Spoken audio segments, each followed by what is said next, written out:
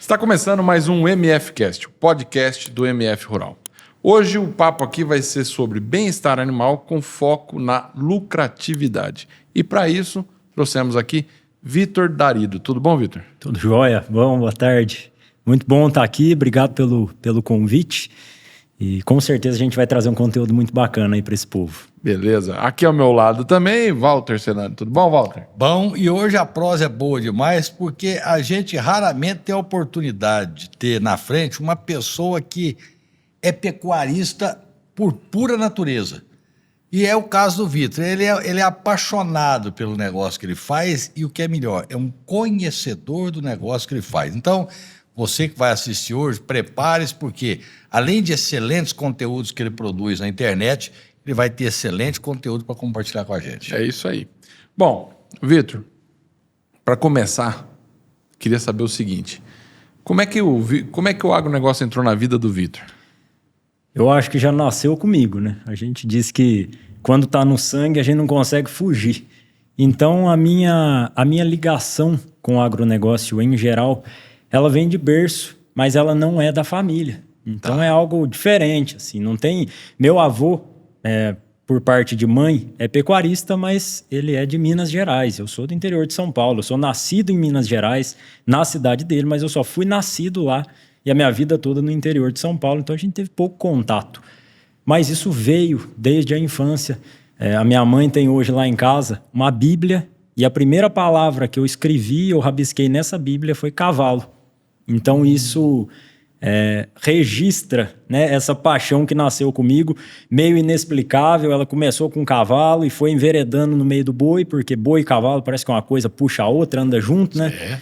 E cresceu comigo. Eu não imagino a minha vida longe disso. Eu acho que quem é do agro mesmo, quem respira boi, não sabe viver de outra forma. Então, a minha vida é essa. Eu sou isso, a minha vida é isso. A gente não consegue fugir da nossa essência, né? Então, o agronegócio, ele faz parte de quem eu sou. Tá. Mas você não... Quando você começou, então, assim, a atuar no agronegócio, praticar o agronegócio? Bom, desde criança eu mexi com cavalo. Eu cheguei a mexer profissionalmente, né? Como criança eu juntava dinheiro fazendo o quê? Repassando cavalo de pessoas. Então eu tinha cavalo em rancho. E aí as pessoas me chamavam, passeia 10 cavalos para mim, a gente fazia um acerto, eu já ia juntando dinheiro.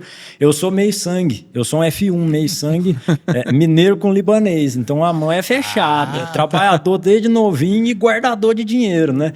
E eu vim trabalhando com isso profissionalmente, mas era um hobby mesmo ali durante a minha infância.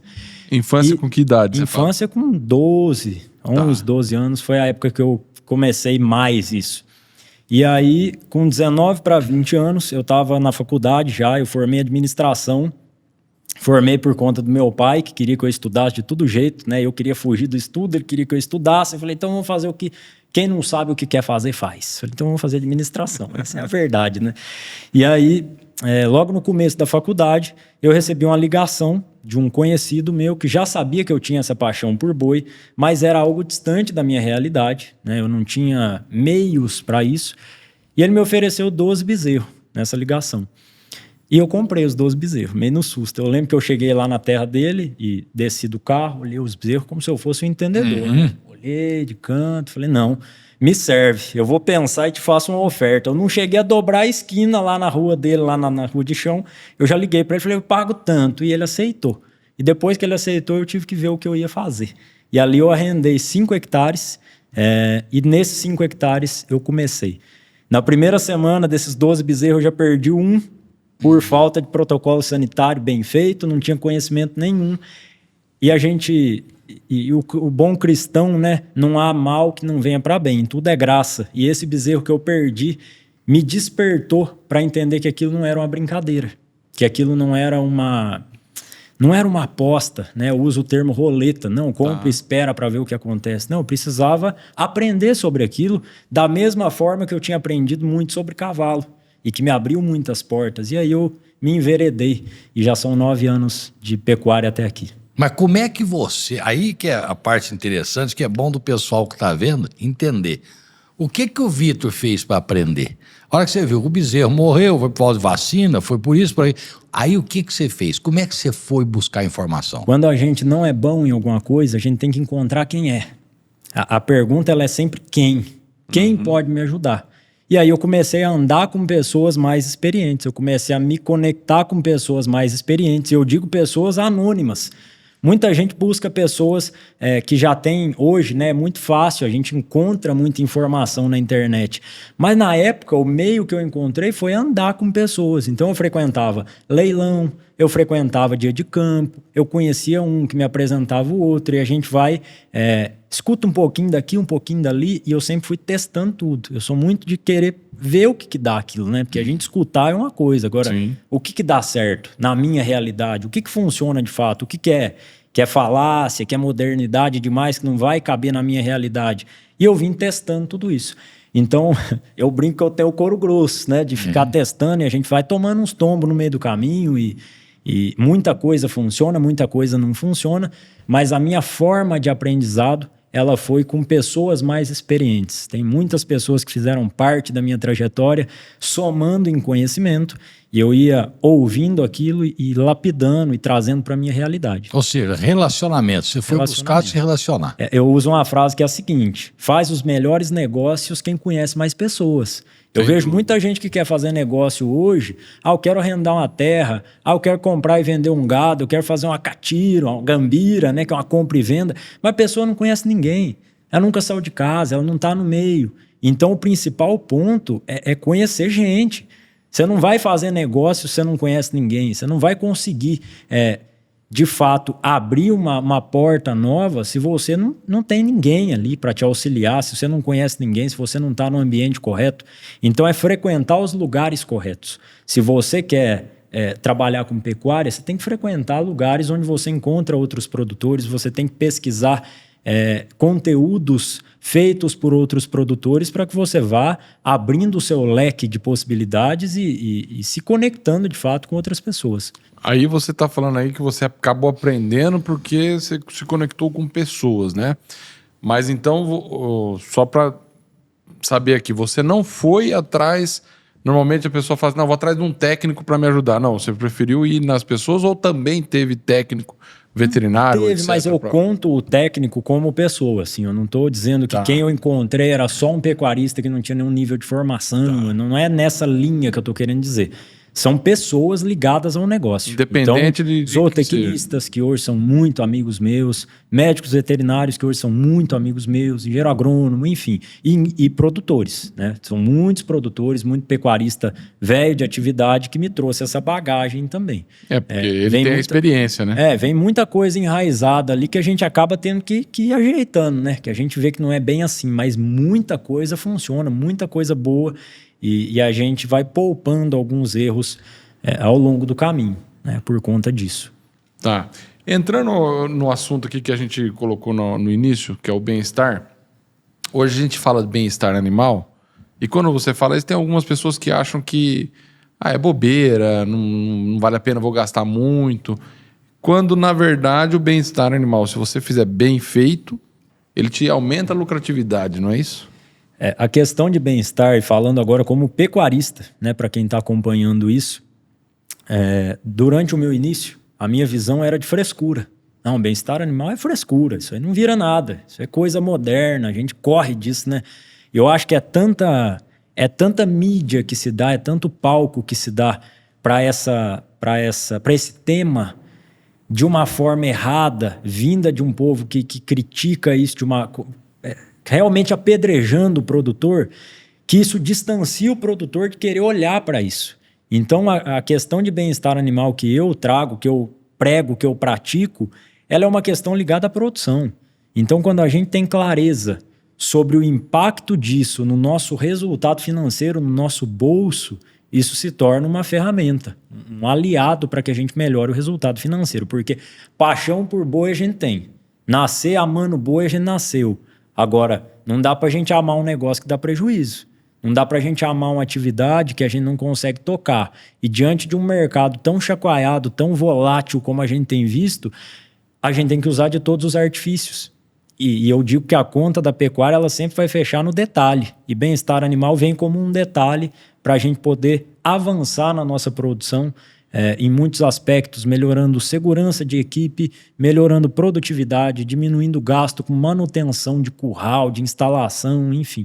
E tudo isso, no fim, acaba trazendo um resultado financeiro superior. Porque assim, normalmente fala em bem-estar animal, você fala da frescura, mas o cara fala assim, putz, mas eu vou ter que mexer na minha instalação, vou ter que gastar dinheiro com isso, com aquilo.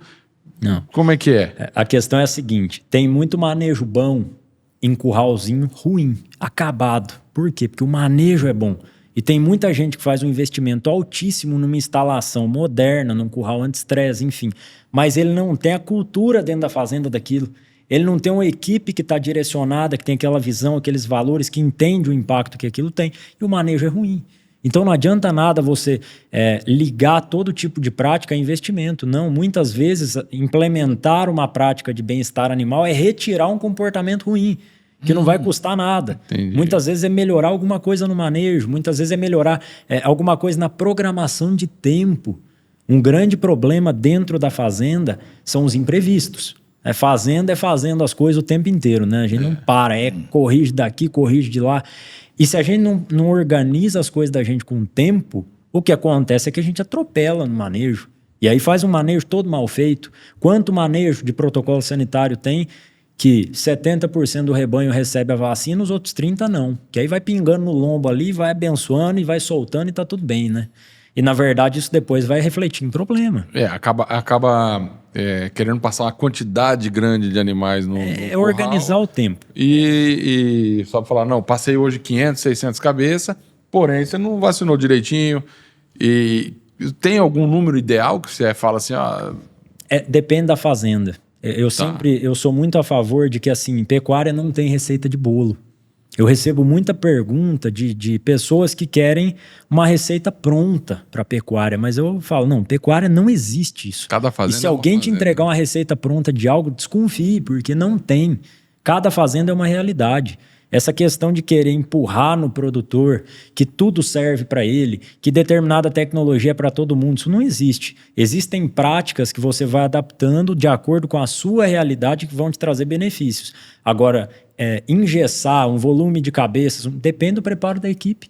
Tem equipe que não vai trabalhar com 100 cabeças no dia, tem equipe que vai fazer 300, 400, 500 cabeças num dia, depende do volume de pessoas trabalhando ali, depende da organização de todo esse processo produtivo. Então, passar um número a respeito de qualquer coisa, cabeças por hectare, né, o A por hectare, taxa de lotação, isso é uma coisa que eu recebo muito. Qual a taxa de lotação ideal? É a que está de acordo com a capacidade de suporte da sua terra. Então, jamais, né, para o produtor, acredite em receita de bolo. Adapte o seu manejo, vá tecnificando isso aos poucos, vai subindo degrau por degrau até atingir níveis superiores de produção. É uma coisa que você falou aí, que quem ama boi, já que você ama, não maltrata, né? É um jeito bom de você ganhar dinheiro explicar. Com isso e não matar. Mas eu falo não sempre, eu vou no bolso do produtor. Quando a gente vai falar disso, eu já vou direto no bolso. Que às vezes mas você uma fala prática que você falou, Vitor, você falou assim, às vezes é melhor diminuir algumas coisas que causam impacto negativo. Um exemplo. Correria dentro do curral é o pior de todos. Pressa na hora do manejo, porque pressa causa acidente. Pressa traz para você o quê? Tem uma frase, eu não vou saber de quem é essa frase agora, mas eu vou me apropriar dela aqui para a gente fazer esse comentário. Devagar é mais rápido. Devagar é mais rápido. Então, quando você programa alguma coisa e diminui, por exemplo, quanto a gente brinca que é as Olimpíadas da vacinação, quanta fazenda faz o serviço muito atropelado, com muita gente dentro do curral, sem função definida, e aquele manejo não rende no fim de tudo. Por quê? Porque tá bagunçado demais. Paulada dentro de curral, muito cachorro em cima dentro do curral. E quando a gente fala de cachorro, esse é um tema muito polêmico que eu fiz um comentário há um tempo atrás, que é o seguinte: muita região, o cachorro é uma ferramenta do produtor. Ele tem que tirar um boi de uma quiçaça, de um mato, ele vai usar um cachorro ali como ferramenta dele. Agora, isso é diferente de quando a gente fala daquele manejo que tem lá 300 cabeças no curral e tem 200 cachorrinhos salsicha em cima do gado latindo, fazendo aquele rolo. E o povo acha bonito. Então, assim, durante muito tempo eu gostei disso também. sabe? Eu gostava, eu achava que era bom, e cachorrada, e grito dentro do curral, aquela bagunça, e é uma bagunça boa para quem tá do agro, para quem tá no negócio. Só quando a gente vê o impacto negativo que isso tem na produção, quando a gente vê que o gado sai do curral depois escorraçado, batido, não vale a pena. Água dentro do curral, isso é uma coisa que eu falo muito. Às vezes a gente compra um gado, chega viajado de noite, e esse gado vai posar no curral ali para fazer protocolo sanitário no dia seguinte. E aí posa sem água. É uma bobeira, é um negócio que não custa. Eu tenho ponto de água no curral. Eu falei, não, vamos colocar água em todas as remangas. Então lá são 7, 8 remangas no curral, tem coxo, tem bebedouro em todos. Por quê? Porque o gado chegou batido, ele já passa a noite com água. É coisa simples, que a gente pode pensar, isso é bobeira. Para que eu vou pôr água no curral? Você não muda. Muda e muda no bolso.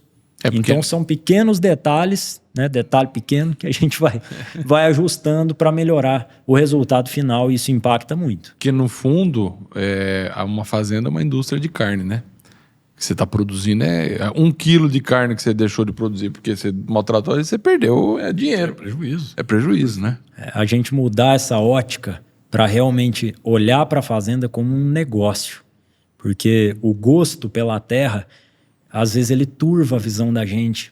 Essa paixão que a gente tem, às vezes ela faz com que a gente leve um negócio que não está ideal, porque a gente não olha para onde tem que olhar, não faz a conta que tem que fazer. É o que o eu produtor falo. tem até medo de fazer conta. Mas muitas vezes eu falo, paixão na pecuária, na agricultura, não dá dinheiro.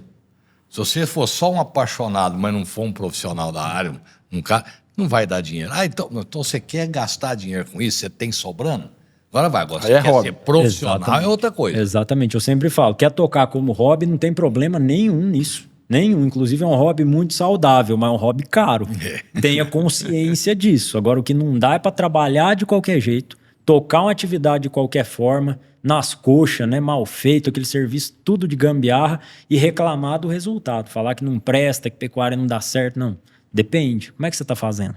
Então essa é a questão que a gente tem que... Dentro disso que você está falando, não presta, pecuária não dá certo. Tem muita gente, inclusive, que pergunta no seu canal, no seu Instagram, eu tenho aqui 20 hectares e eu quero mexer com gado, o que você me recomenda? A gente sabe que a agricultura, por exemplo, soja é um excelente negócio, mas não adianta você plantar no jardim, porque não vai ser negócio, porque precisa de volume. Ou o cara que quer produzir bezerro, eu quero comprar umas vacas para ter uns bezerros para vender, para eu viver disso. E aí? Nós temos que falar também que precisa ter uma área maior, que a área pequena não é apropriada para isso. O que se orienta, pessoal? Esse é um tema bom, hein? Esse tema vai dar até um corte aqui agora, que isso aí a turma chega, morde o rabo na hora que fala desse assunto. Mas a questão é a seguinte, e aqui a gente consegue explicar isso com mais detalhes, né? Lá eu estou sempre pincelando isso. A atividade de cria, que é ter a matriz e vender o bezerro, ela é uma atividade de produção restrita. Não se encurta período de gestação. Existe um tempo que a gente precisa respeitar e que não existe intensificação para isso. É diferente de uma atividade de recria ou de terminação, onde à medida que a gente vai aumentando o nível de complexidade da dieta, a gente vai encurtando o tempo. E encurtando o tempo, a gente vai aumentando o giro, a gente aumenta a diluição de custos da fazenda. Na cria, a gente tem uma produção restrita. O gargalo biológico não permite esse encurtamento que a gente tem em outras atividades. Por isso, por conta dessa produção mais restrita, para que haja uma boa diluição de custo fixo, é preciso quantidades maiores. Então, o produtor que está começando com pequeno volume, eu sempre recomendo o quê? Está começando com poucos animais, com pouco investimento, entenda que o que paga conta, o que traz dinheiro é venda. É venda. Gado no pasto é estoque. Ele está lá produzindo, ele tem que produzir todo dia. Ele está custando dentro da fazenda. Mas o que vai diluir tudo isso, o que vai de fato retornar com dinheiro para um reinvestimento e um crescimento é venda. E para que a gente tenha uma atividade de ciclo mais curto, a gente tem que partir para algo que dá para encurtar. Então, recria, que é comprar o bezerro, levar até o garrote, comprar a bezerra, levar até a novilhota, ou terminação, que é entrar com esse animal realmente na fase de engorda, uma dieta um pouco mais energética, com o objetivo de depositar a carcaça e levar para o abate. E o foco disso tudo ainda, para quem tem volume muito pequeno, quem está realmente começando do pouco, como eu comecei, é giro. Quanto mais girar, quanto mais comprar e vender bem, mais resultado se faz, mais reinvestimento você consegue fazer. Sem isso, trabalhando com cria, por exemplo, o crescimento, partindo de um volume muito pequeno, às vezes 10, 20 matrizes, ele fica lento demais. Não é que a pessoa não consiga crescer, mas é um crescimento restrito, é um crescimento lento, com alto investimento, receita baixa, muito capital imobilizado, enfim. E aí a gente entra num detalhe muito importante, que é o seguinte: tem muito produtor que a gente brinca que é o produtor talamemo. E esse cara ganha dinheiro com cria com 2, 3 cabeças. Por quê? Porque nada entra na conta. Quando você fala para ele, mas e o custo de terra? Que a terra é própria, tá tudo bem, mas e o custo de terra? Não entra? Ah, não, a terra é minha, a terra tá lá mesmo. Mas e o custo de mão de obra? Ixi, o funcionário tá lá mesmo, tem que pagar de todo jeito. Mas e o mineral? Não entra nessa conta? Não, a vacada tá lá, isso aí faz parte, tem que comprar. Então, sem fazer conta, tem-se essa ilusão de que a produção ela é de graça, independente da atividade, tanto na cria, quanto na recria, quanto na terminação. Que a produção de peso é de graça, que a produção de bezerro é de graça. E isso traz um prejuízo silencioso, que o produtor ele não vê isso. Ele vai empurrando, ele vai levando essa produção. E quando ele se dá conta, já é tarde demais. Então é muito importante a gente entrar com clareza nisso tudo, fazer as contas que têm que ser feitas, por mais que não se pague terra, considera no cálculo o custo de oportunidade de um arrendamento para entender de fato quanto se está sobrando no fim de toda a operação, de tanto trabalho, porque não é fácil, né? Tocar uma operação de cria é um trabalhão, só quem trabalha com isso sabe, muito mais custosa, inclusive, do que uma recria e terminação. Então, para que não haja um furo no balde, que vai escoando o dinheiro do produtor, ele nem vê, é importante fazer a conta correta sempre. Agora, você falou aí, o dinheiro do produtor está na venda do que ele produz. E onde é que ele ganha mais dinheiro? Principalmente no que faz recria e engorda. Acho que até mais no que faz recria. Ele ganha dinheiro na compra ou na venda? Ele ganha dinheiro em 3 etapas, mas ele tem que entender como manipular essas 3 etapas. A pecuária, em geral, ela é uma atividade de produção. Ela não é simplesmente, a não ser que você trabalhe só com catira, né, compra e venda, gambira, comercialização de gado, ela é uma atividade de produção. Então são 3 etapas: compra, produção e venda. E é justamente na etapa produtiva que se tem possibilidade de construir um resultado financeiro. Por quê? Porque o preço de venda ele não é determinado por nós. Infelizmente, se a gente pudesse falar, não, vou vender meu boi de R$600 arroba, mas não posso. Não sou eu quem determina isso. Trabalhar com commodity é isso. É entender que o nosso preço está à mercê do mercado e que o mercado tem muita coisa envolvida que a gente não controla. Então, controlar a etapa da compra. O que é? É comprar bem, saber comprar, porque quem compra mal já entra com prejuízo. Dificilmente recupera. Mas quem compra bem não entra com uma garantia. Se ele não souber produzir peso dentro da fazenda, o custo fixo dele consome a margem da compra. Então ele tem que comprar bem. Um conceito que eu tenho muito claro na fazenda é de fazer preço médio. Então é comprar e vender o ano inteiro. Você não se expõe tanto a risco. Porque o mercado sobe, o mercado cai, o mercado sobe, o mercado cai. Você vai na média. Você vai fazendo margem ali, hora maior, hora menor, mas você não se expõe a um prejuízo que tira você da atividade. Você não se expõe ao que eu chamo de risco da ruína, de comprar um lote num momento muito inoportuno e depois vender ele num momento ruim também. Compra na alta, vende na baixa, não tem produção que vá compensar todo o seu capital ali.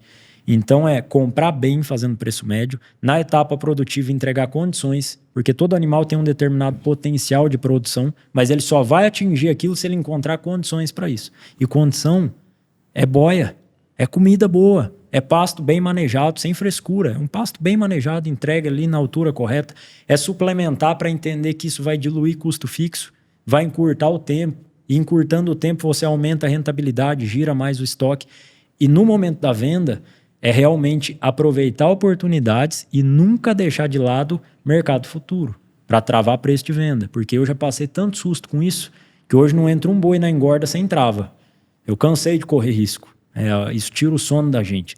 Então, garantir sua margem, travar o seu preço de venda ali 90, 100 dias antes, te faz focar realmente só na etapa produtiva. E você sai desse risco de mercado. Tá. Então, o jogo, ele acontece da porteira para dentro. Enquanto você não entende isso de fato, enquanto você olha muito para o mercado e pouco para o que depende de você, a gente acaba entregando o nosso resultado na mão de algo que a gente não vai controlar. E colocando a culpa nos outros ao invés de olhar pra gente, pra dentro da porteira. A gente pode ficar bravo do tanto que for. Eu fico bravo lá também, mas vai fazer o quê? Não adianta. Não adianta. Então, assim, a gente tem que ou larga. Eu sou muito claro com as coisas na minha vida. Ou a gente larga o negócio, então, e fala, não, pra mim não serve. Ou a gente olha porque depende da gente. Fala, ó, tá bom, o que eu posso fazer que vai melhorar? Porque reclamar não paga conta. Sim. Reclamar não vai mudar nada. Agora, tem um negócio interessante aí. Teve muita gente que comprou na época aí bezerro de 3 mil, né? E aí chega e aí fala, pô, agora a arroba tá lá embaixo, eu não tô com o bicho recriando aqui, vou perder dinheiro. Vê se eu tô certo na minha opinião. O cara comprou já 3 mil, já dançou, né? Aí ele tá ali. Na minha opinião, é o seguinte, vende o mais rápido isso daí e repõe, porque a reposição tá barata. Porque daí, se ele ficar esperando não, eu vou ter que ganhar tantos arroba para poder, e cada vez vai perder um pouco mais, né? Sim. A questão é a seguinte, o indicador relação de troca, eu falo bastante sobre isso também. Relação de troca é quantos animais de reposição você põe com a venda de um animal de venda. Pesado, enfim, um garrote, seja lá o que for. A sua categoria de venda. E a questão é, em momentos de baixa, esse é um indicador muito importante. Ele não é único. Ele não é único, porque tem gente que olha só para isso. E aí vira um trocador de cebola. Se o cara olhar só para isso, ele só troca cebola. E aí ele vive do quê? Ele paga a conta como? Porque o custeio dele vence. Sim. O óleo diesel dele ele tem que pagar. E aí, como é que ele paga isso? Então, ele não pode olhar só para isso. Mas ele tem que olhar para isso na baixa. Então, essa é a questão. Olhar só para a relação de troca e ficar trocando o resto da vida, sem olhar para dentro da porteira e construir margem, não tira ele do lugar. Mas no momento de baixa, depois que a água bateu na garganta, é o que se tem para fazer. Exato. É o que se tem para fazer, principalmente gado gordo. Porque o gado gordo ele vai comer do seu bolso, é igual a mamão, né? Ele passou do ponto ali, ele acabou. Ele tá comendo, ele não vai além daquilo. A roupa produzida de um animal muito pesado, ela é caríssima. Então vale muito mais a pena você tirar e pôr categoria leve na fazenda. Mas dói, né? Você vender barato, dói. Mas você tem que comprar barato. Esse é o caminho. Você está falando uma coisa aí que eu acho que é importante para o pessoal entender. A gente até no MF Rural, nós fizemos uma pesquisa com os nossos clientes para ver como é que está o produtor rural em relação a investimento. E você já está falando em bolsa, né? Você está falando de travar preço, essas coisas, são coisas que você trabalha no mercado financeiro. O produtor rural, no meu modo de ver, ainda não está preparado para poder fazer essas análises mercadológicas. Olha, eu vou ver, se no futuro fizer isso, aquilo. E a gente descobriu de uma maneira, né, Roberto, que a maior credibilidade de aplicação para o produtor rural chama poupança. Ou seja, ele prefere a poupança dada a segurança que ela oferece. Então, o produtor rural, muitas vezes, não gosta de correr risco, embora corra sem saber. Como é que você vê? Explica para o produtor rural que está vendo a gente, e aqueles que são seguidores seus, como é que é esse negócio de travar o boi para você não correr risco? Só para explicar, na verdade, a poupança, que a gente fez numa pesquisa que nós fizemos, várias alternativas aonde... o que você faz com o seu dinheiro? Você investe, e a poupança foi o maior. Foi o maior. Retorno não. Foi o maior pessoas colocaram que deixa seu dinheiro em poupança. Produtor rural. Vamos lá. Essa questão de bolsa, ela foi um tabu para mim muitos anos também. Foi difícil romper essa barreira. Por quê? Os primeiros negócios que eu fiz, as primeiras experiências que eu tive foram no boi a termo. Boi a termo é direto na indústria. Não tem rosco. A indústria que faz ali, geralmente eles não fazem para todo mundo, isso atrapalha bastante, tem um impasse com isso ali. Em alguns momentos é interessante para eles fazerem, eles abrem, outros não. Então, a gente fica meio restrito. Mas é muito simples. Você pede o preço é com base no mercado futuro, vai olhar o indicador, vai te passar o preço ali. Se você quiser travar, você trava o número de arrobas que você vai entregar. Na própria indústria? Na própria indústria. Simples, assina o contrato, acabou. Travou lá, R$350. Pode acontecer o que for, que o seu preço de venda naquela data é R$350. E aí entra o quê? Entra a ganância. Por quê? Porque na época que eu comecei a travar, era uma época de boi em alta. E o momento de se travar é quando tá subindo mesmo. É para garantir a alta. Só que sempre tem aquele sentimento, rapaz, mas se esse boi subir mais um pouco, eu vou perder dinheiro. E a gente fica com isso na cabeça. Até que, né, eu fui fazendo, foi dando certo, mas eu tenho um negócio que foi chocante demais na minha carreira e desde esse dia, parece que eu nunca mais consegui entrar com boi na engorda, na recria não, vai tudo descoberto, mas na terminação, que é a fase mais cara, né, de maior risco ali, o intervalo de produção é pequeno, uma terminação mais intensiva, um confinamento, enfim. É ligeiro, é 3 meses, acabou. Então, o boi tá pronto no coxo, você não tem o que fazer com ele. É diferente de um boi a pasto ali, ainda que você ainda consegue, acabou. E a diferença foi a seguinte, eu tava com o boi no confinamento e a trava era R$ 331,98 e eu tinha R$3 de bonificação. R$ 334,98. Eu travei. Travei era termo. Então, se esse boi subisse a R$400, como tinha muita gente empolgado, eu ia perder. Mas algo em mim falou, não, trave, tá tudo bom, né? Eu travei. E esse mercado ficou patinando nesse patamar de preço de 300 e pouquinho, estado de São Paulo. Na semana do meu abate, ele deu uma embarrigada para baixo, o indicador, porque abate com base no indicador de média de 3 dias, né? Ele deu uma embarrigada que ele foi a R$270. R$270. E tinha amigos da minha cidade com boi para bater na mesma semana que abateu a 270. Nossa. Então a diferença de R$ 64,90, quase R$65 por arroba. Eu sempre mostro esse contrato para a turma, inclusive, eu falo, vocês têm que ver isso daqui, olha isso daqui, são R$65 por arroba. Faz isso num boi de 20 arrobas. Faz a conta num volume X aí que você fosse abater. É muita coisa. Então, desde então, eu comecei a olhar para isso. Eu confesso que eu não sou nenhum especialista nessa área e não pretendo ser. Mas eu tenho pessoas que me orientam nisso, que fazem essa parte para mim. Então, tem a corretora, a gente liga na corretora quando o frigorífico não está fazendo termo e garante o preço. E tem várias formas de fazer isso, como um leigo falando aqui. Se você está com sentimento de alta, você pode comprar um seguro de baixo. Eu já fiz isso várias vezes. Então, você compra um seguro ali, comprou de R$300. Eu tô profetizando valores altos aqui para a gente ver se esse boi garra preço. Tem que chamar, então, nós vamos jogar no patamar daqui. Você garantiu ali R$300 de preço mínimo. Para baixo, você não perde. Para cima, você está livre. Tem um custo. Tem que fazer conta. Claro. Mas, assim, isso tira você do risco. Então, a gente minimizar o risco em operação pecuária é muito importante, né? Essa gestão de risco, para que a gente não seja pego de calça curta. Porque aí você falou do 334, se esse valor paga suas contas e você ganha dinheiro, não tem, você trava ele. Se você não quiser travar 100%, né? Faz uma parte. Faz uma parte, pelo menos você garante ali. Porque mesmo que ele vá a 400, você não perdeu, você deixou de ganhar. Sim. Né? Porque se ele vai... Exatamente. Essa é a... Essa observação. Porque o que o Vitor seguramente faz, ele sabe qual é o custo de produção dele. Exatamente. Porque quando você trava, você já sabe se você está tendo lucro. Aliás, você só trava porque você sabe que está tendo lucro. Sim. Então, esse lucro pode ser maior ou menor, mas é lucro. Sim. A gente aí entra numa outra questão que a gente sempre bate aqui. O pessoal reclama do preço da arroba, assim como reclama do preço do leite, assim como reclama da agricultura, já nem tanto, né? Da soja. Esse cara sabe quanto custa produzir uma soja. E muitas vezes o pecuarista não sabe quanto custa o quilo da arroba dele, né? É o que o Barcelos veio falando aqui. Falou assim, você pode ver que o produtor de suíno, ele sabe na casa decimal. É isso. O que ele ganha e o que ele não ganha, entendeu? E o pecuarista não. O pecuarista, no caso de boi, né? Não...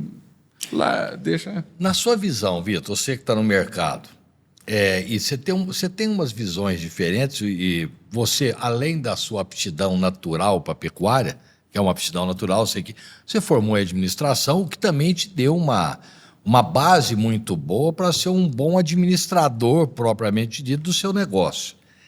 Você vê a pecuária, eu não vou falar da pecuária de corte, que é mais o seu negócio, ela, a longo prazo, nós tendemos a acabar com o pequeno produtor e ele ir para o grande, porém mais competente técnica e administrativamente no negócio? Você diz a gente diminuir a produção do pequeno produtor, é isso? Aumentar a produção do grande. Aquele grande que é profissional, que se preocupa com a administração, que trava preço. Eu acho que independente de pequeno ou grande. Eu acho que independente de pequeno ou grande, quem trabalha certo vai adiante. É isso. Essa é a visão que eu tenho. Eu venho de vários trabalhos, né? A gente entrou falando muito de boi e falou pouco de história. Mas eu trabalhei em posto de combustível, eu trabalhei em gráfica, né? Quem acompanha, eu falo, a época que eu comecei a mexer com boi, eu trabalhava numa gráfica, fazia pacote e entrega, e isso marca, né, a gente, assim, eu nunca esqueci, porque eu olhava aquilo e falava, eu vou sair daqui, né? Eu vou dar um jeito de sair daqui. E nessa época também eu tinha uma loja na cidade de Aparecida do Norte, para quem conhece. Sim. E eu trabalhava muito, e uma coisa que, assim, muita gente ria disso, né? Assim, desse começo da gente ali e tal. E eu sempre fui muito na ponta da caneta. Nessa lojinha minha, era lojinha de muamba, né? Então vendia de tudo. Vendia chaveiro, baralho, faca, vara de pesca. Ixi, tinha de tudo. E se eu não anotasse o que eu tava fazendo, porque era no centavo. Isso é mercadoria de centavo, é chaveirinho de centavo ali. Se eu não tivesse uma gestão de estudo, eu nem sabia o que estava acontecendo. Então, às vezes, passava e acontecia aquele rolo na hora, juntava muita gente, você não sabia o que estava acontecendo, depois você contava para ver o seu estoque no fim do dia, enfim. E essa questão de gestão, mesmo pequeno, eu ganhava dinheiro na lojinha. Ganhava e guardava, né? O mineiro, guardador de dinheiro para comprar os bezerros, né? Mas assim, por quê? Porque eu trabalhava direito. E do meu lado, numa loja, 2 quadras pro lado, tinha um cara que não estava dando certo. Vendia a mesma coisa. Por quê? Porque ele não sabia direito o que ele estava fazendo. Então eu não vejo que o grande vai se sobressair sempre. Eu vejo que quem trabalha certo vai adiante. É isso. É quem de fato é humilde o suficiente para saber que não sabe de tudo. Para reconhecer que não sabe de tudo. Falar, como é que eu vou fazer isso daqui? Não, eu tenho que melhorar. Se não está dando certo para mim, está dando certo para o outro, o que ele está fazendo? Que pode somar para mim aqui.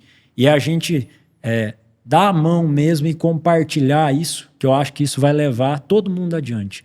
Né? Uma classe produtiva toda que avança, e eu acho que a pecuária ela vem crescendo a passos largos. Por mais que a gente esteja passando por um momento de grande desafio, eu vejo que o produtor ele vem sim avançando. Né? Por mais que ele tem muito a avançar. Essa é a grande verdade. A pecuária ela tem muito a crescer ainda.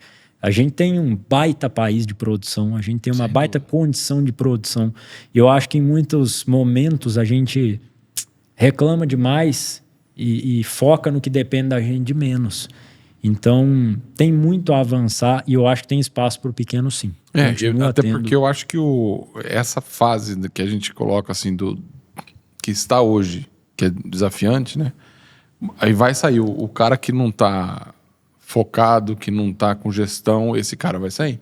E o grande hoje, às vezes ele foi o pequeno ontem, que é o pequeno que trabalhou certinho, entendeu? Eu fiz justamente essa pergunta, é provocativa, porque o Vitor começou no pequeno. Não dá para queimar etapa, né, Vitor? Não, eu sempre digo que é uma escada. A gente tem que subir um degrau por dia. Não existe crescimento estratosférico em nada. Esse crescimento que o povo muitas vezes acredita, ele é fantasioso. Ele não existe. Na internet tudo é lindo, né? Bilhete premiado não existe. Na internet eu falo, na internet tudo é bonito demais. Então a gente tem que filtrar muito bem quem a gente ouve, porque a barreira de entrada ela é nula. Todo mundo hoje sabe de tudo, entra lá, fala do que quer, do jeito que quer. E muita gente crê veementemente que ele vai começar hoje e amanhã ele tem 1000 boi no pasto e tá tudo bem, que ele vai ficar só passeando de caminhonete, que o serviço dele é esse.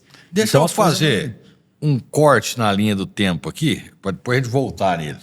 Nós estamos falando aqui, aí o Vitor começou lá, devagarinho, pegou 12 bezerros, não sabia nem o que fazia com eles, foi apanhando, aprendendo. De repente o Vitor aparece na internet mostrando para os outros como é que faz. E você tem hoje quantos mil seguidores? 300 mil? 300 e pouco. 320 e poucas mil pessoas. 320 e poucas. Está quase a metade do meu, mas... a metade que eu quero tá. Então você começa a ir para a internet Por quê? Da onde saiu isso? Tá, esse era um momento que eu vim esperando desde o início desse podcast para eu mostrar isso daqui. Ó. Eu trouxe aqui no meu bolso, que eu falo que Deus quem abriu todas as portas na minha vida. Isso nunca foi um plano. Eu realmente creio que foi um propósito de Deus na minha vida, porque foi acontecendo. Nunca. Eu sempre fui tímido, eu morro de vergonha de estar num lugar assim até hoje. Então eu venho enfrentando as minhas batalhas de aparecer. Imagina, pegar um celular, minha esposa que está aqui, ela está nos cantos aqui, né, na câmera, mas ela sabe, eu não consigo catar o celular se tiver gente perto olhando para mim, eu morro de vergonha. Igual o povo que é descolado, sai gravando. Não, eu não consigo, eu não dou conta. Mas o que aconteceu? Eu comecei a ter muito resultado na pecuária. E aí, um vizinho pede uma ajuda, outro vizinho pede uma ajuda, outro vizinho pede uma ajuda, a gente ajuda um daqui, ajuda um de lá. E isso vai espalhando, né? E aí o que houve, o grande ponto de virada foram os meus abates, que foram reconhecidos pela indústria e passados por um programa grande. E esse programa me chamou para primeiro gravar um conteúdo. Aí eu gravei esse conteúdo, mandei morrendo de vergonha, eles me pediram para aparecer. E eu pensei, falei, agora gravo, não gravo. Falei, vou gravar. Travado, parecia gato andando de canoa, assim, não podia nem olhar pro lado. Fui, gravei aquele negócio.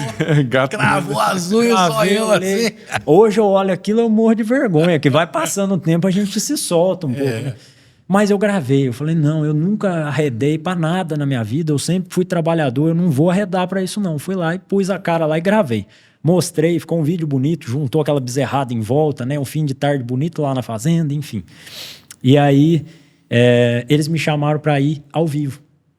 E nesse momento do ao vivo, o meu Instagram era um Instagram meu, era fechado. Tinha pouca gente, sei lá, 2.000 pessoas, era só os amigos conhecidos, né?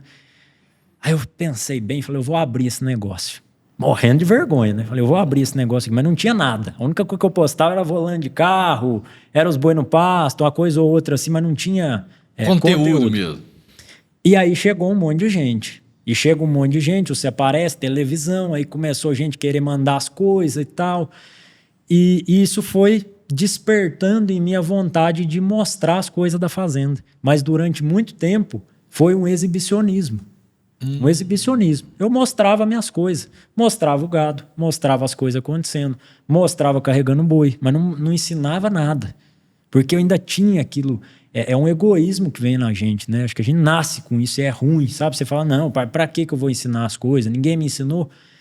Até que chegou num ponto, e eu agradeço demais a minha esposa por isso, porque foi ela que despertou isso em mim, que ela falou, você tem que ensinar. Você tem que passar isso adiante. E nesse momento, né, eu fui questionado em outra entrevista nesse programa, coincidentemente, de por que não ensinar a mesma coisa. Né? Eu ajudava ali pessoas da região, tá? Por que não ensinar? E nesse momento, eu comecei a realmente produzir um conteúdo direcionado para isso, realmente entregando o que eu sabia, o que eu tinha ao longo de 9 anos. E eu digo que é Deus que põe a mão, porque não tem jeito. Eu sou só um cara do interior de Minas Gerais, de uma cidade chamada Peçanha, uma cidadezinha desse tamanho, tímido, improvável, nunca gostei de câmera, nunca gostei disso. E por que deu certo? Então, não tem uma explicação para isso. Eu realmente faço de coração. Eu acho que quando a gente faz as coisas de coração, realmente querendo ajudar, é consequência o que vem pela frente. Sem dúvida. Então, todo o meu crescimento, tudo que eu tive até aqui, tudo que aconteceu comigo até aqui, foi muito gradual, foi muito consciente. E eu reitero aqui para quem estiver assistindo, não desista. Não desista, porque não existe crescimento sem desafio. As pessoas, elas querem fugir do desafio, mas você só cresce quando enfrenta ele. Não tem crescimento sem desafio. E aí as pessoas começam e no primeiro desafio, esmorece. Ah, pecuária é difícil demais. Qualquer coisa, né? Ah, esse negócio é difícil. Ah, porque o patrão ficou bravo comigo. Ah, porque... As coisas não funcionam assim. As coisas só vão para frente quando a gente rompe. Você falou uma coisa, mas a gente tem que analisar. Você falou que a Jéssica te ajudou muito, que ela foi lá, te pôs para frente. Mas a Jéssica viu no seu o que você viu na pecuária. Você sabe o que é? O potencial você tinha. Está guardado dentro de você. O que faltava era alguém ir lá e apertar o start. É isso que tinha em você. Deus te deu esse potencial, estava dentro de você e estava faltando alguém, que no caso sua esposa, a Jéssica, foi lá e falou, deixa eu apertar o botãozinho e começa a funcionar. Porque ninguém também sai do nada falando sem ter isso aí por dentro. Sim. A gente é dom de Deus que dá pra gente. Eu costumo dizer, o Roberto, por exemplo, eu tenho muita facilidade de escrever um texto, o Roberto chega bem e fala, ó, faz isso aqui para mim. Eu falo, eu brinco, falo, deixa o santo baixar, fala, deixa ele vir aqui, ele vai vir aqui falar comigo, eu vou escrever. É Deus que te dá isso, né? Sim. Então você tem que botar isso para fora mesmo e compartilhar com os outros. Então, Jéssica, parabéns. Você que apertou o botão certo pro Vitor começar a funcionar. Eu acho que a família da gente é a base para que a gente consiga construir qualquer coisa, né? Eu sempre atribuí tudo que eu tenho na vida, tudo que eu construí, eu digo que nada é meu, tudo é emprestado. É graça de Deus na vida da gente e a família é o alicerce que sustenta tudo isso. Sozinho a gente não dá conta, não. Sozinho a gente não vai. Então, o meu muito obrigado. É público. É coisa boa. Mas você sabe que é uma coisa que você falou, né? Porque você compartilhou o seu conhecimento, né? A gente costuma falar, tudo que divide, acaba. E tudo que se compartilha, se multiplica. Então, eu acho que é isso que acaba fazendo com que tudo dê certo. Porque a gente, às vezes, quer segurar. E quando você começa...